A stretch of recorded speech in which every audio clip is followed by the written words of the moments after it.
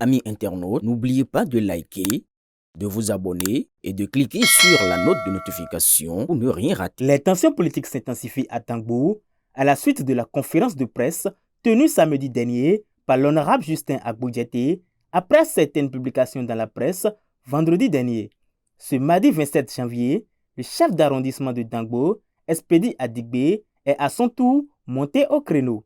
Lors de son intervention, il a dénoncé avec fermeté ce qu'il qualifie de cabale politique abjecte ourdie contre l'arrondissement de Tangbo. Il a rejeté toute tentative de faire porter au candidat de l'arrondissement central la responsabilité des échecs d'autrui en condamnant au passage une stratégie d'auto-victimisation. Il s'agit en réalité d'agitation toxique, immature et non avenue, suscitée par d'anciens manipulateurs qui cherchent à porter au candidat de l'arrondissement central de Dangbo leur propre forfait.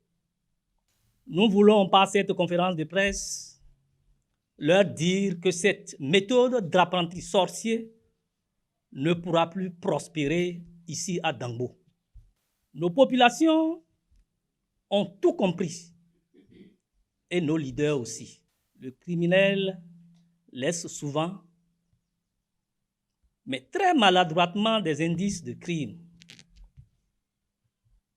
Et dans le cas d'espèce, le besoin d'auto-victimisation pour des fins que vous connaissez en est à la base. L'auto-victimisation à elle seule ne suffit pas pour émousser ou refroidir notre détermination à contribuer qualitativement à la gouvernance de notre commune dont la gestion mérite une nouvelle dynamique.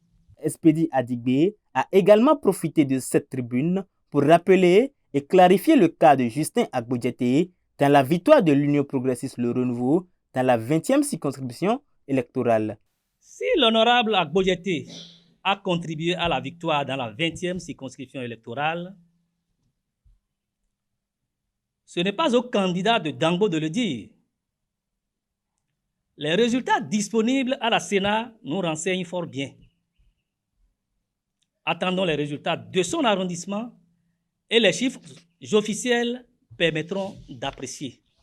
Consultez vous-même les résultats de l'arrondissement de Dangbo, de Beko, dans le cadre des élections législatives pour vous convaincre que l'échec cuisant de ceux qui crient à l'auto-victimisation sont en réalité leurs propres victimes. Ils ont été proprement laminés. C'est donc le résultat éclatant et inédit obtenu par l'UPR dans l'arrondissement central qui les inquiète et les fait gesticuler au point de vouloir tenir les autres pour responsables de leur carence notoire à Beko. Les stratégies utilisées avant et pendant la campagne électorale sont nombreuses. Démobilisation de la troupe, chantage, pacte avec le sang du canard pour intimider et avertir nos militants. Les preuves de leurs agissements malsains existent à foison. Et pourtant, rien n'a prospéré pour eux. Je dis bien, rien n'a prospéré pour eux. Nous voulons dire à tous les animateurs de cette conférence de presse d'auto-victimisation qu'il est indécent de vouloir arranger sa propre image par des accusations bassement ourdies. L'auto-victimisation est une stratégie non payante avec nous. Que chacun réponde de ses actes. Cherchez vos boucs émissaires ailleurs. Nous disons non et invitons les auto-victimes à sarcler leur arrière-cour et chercher dans leurs propres univers les raisons de leurs problèmes. La famille UPR, chers journalistes, se porte bien à Dangbo. Il y a juste qu'il faut quelques réglages. pour aller plus loin. Les hypocrites, les jouisseurs qui ne veulent pas accepter leur échec se feront progressivement dévoiler d'eux-mêmes.